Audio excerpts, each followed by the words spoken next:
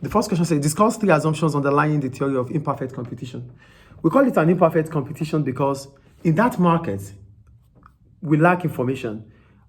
Any workers or producers or consumers, there's lack of information. So an imperfect market is a market that doesn't have full knowledge, that people do not have full knowledge about. That's why we call it imperfect competition. So the assumptions about an imperfect competition is one, there are many buyers in the industry. It could have been a perfect competition. There's a perfect competition, but no market is perfect because one way or the other, we're going to lack information. If we don't lack information because we are producers, they want to exploit consumers. The only way they can sell more is by we not having knowledge about what we are buying. So we're thinking that whatever they sell to us is to our favor. So that's why we buy more, right? But because of that thought, we buy more. So that means producers, they use something to entice us to buy. So that's why that perfect market becomes imperfect market. So an imperfect market will have many buyers, which means large numbers of consumers wanting to buy goods or services. Do you understand? Many buyers here. So they say an individual buyer or by his own action can't influence the market price of the goods. So because as a buyer, you buy and you go, you can't influence how much they want to sell because there are a lot of consumers who wants to buy, not only you. If there are few buyers, then you can influence the market. But here you cannot because you're not the only one buying. And for many sellers, there are large numbers of sellers and each of them cannot influence the price. Do you get the point I'm making here?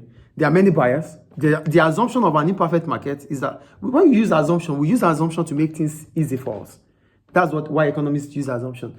So in an imperfect market, we assume that it is an imperfect market because there are large numbers of buyers, large numbers of consumers who cannot influence the price. 2, there are many sellers and they cannot also influence the quantity they want to sell or price. That means because I can choose whoever I want to buy from, you can't tell me to buy from you. I will choose whoever I want to buy for, so we cannot. That's another assumption about an imperfect market. The third one, product differentiation exists. Because it's an imperfect market, we might find a way to make our product different from those of our competitors. Because in the eyes of customers, all the products are the same. Coca-Cola, Pepsi, they are the same. But when you look at Coca-Cola, you find out that it is not the same as Pepsi. You will find something that makes it unique. So in an imperfect market, they might try to use product differentiation to attract customers. That's the third point. Freedom of entry and exit.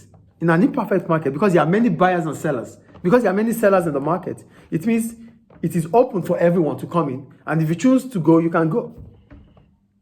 There's no barrier to entry. Do we get it? Yes. Okay.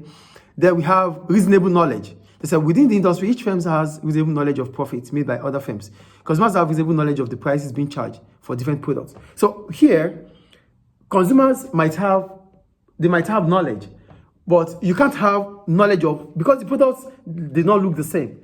So that means there are some things you will still not know about the product.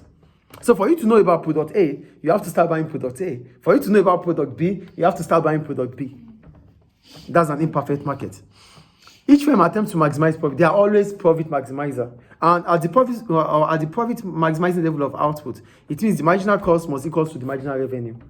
So these are all the assumptions needed. So you just have to write any 3 of them. Okay. Do you have any question about it? No. So then we go to the advantages of an imperfect market. 1, greater choice. Because there are many sellers in the market, which means there are varieties to buy from. So because there are many sellers, it means they produce large quantities of products, which might even look different. So we can, if I'm not buying product A, I could buy product B, product C, product D or E.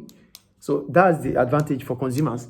Consumers have many choices to make. That's an advantage of an imperfect competition. 2, normal profit. They won't be able to make supernormal or abnormal profit. Why won't they be able to make supernormal or abnormal profit? They won't be able to make it because there are large numbers of sellers in that market. There are large numbers of sellers and wanting to sell to the same customers. And there's no customer in heaven. All the customers are here. So if you have to get these customers, maybe you have to sell even at a reduced price. Do you get the point here? So look at what they said. They said, okay, consumers are not being exploited. You cannot exploit consumers because there are large numbers of consumers. And if your product is not affordable for them, they go to the next supplier or the next business. So because there is normal profit, there will be lower price too. They cannot sell at higher prices in an imperfect competition because there are large numbers of sellers, large numbers of buyers. So if you are selling at a higher price, consumers might choose to buy from your competitors. So you will be losing out on competitors if you are selling at a higher price. Do we get it? Yes. Another point is innovation. When we talk about innovation, what's innovation? Innovation simply means trying to create new products or new service. So because in that market, customers are always looking forward to the latest. So now we have iPhone 17 or 16. I don't even know which one is 16. 16. Okay. So why do they continue to give us different upgrade about these iPhones? Because this is what we want.